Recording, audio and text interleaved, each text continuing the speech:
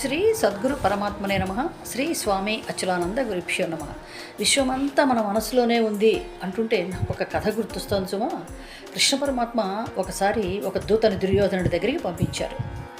ఆ దూత వెళ్ళి దుర్యోధనుడితో ఏమన్నాడంటే, రాజా, సూది బెజ్జంలో నుంచి ఏనుగు దూరి అవతలికి వెళ్ళగలదా అని అడిగాడు.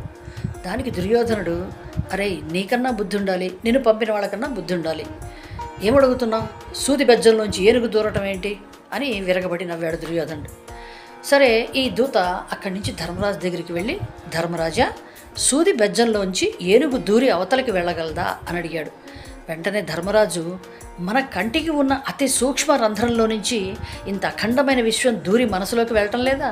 ఆ సూది బెజ్జంలోంచి ఆ ఏనుగు దూరటం అంత కష్టమేముంది, చక్కగా వెళ్తుంది అని నిన్ను పంపిన ఆ కృష్ణ పరమాత్మకి నా నమస్కారాలు చెప్పు అని ఆ దూతని సాదరంగా సాగనంపాడు ధర్మరాజు.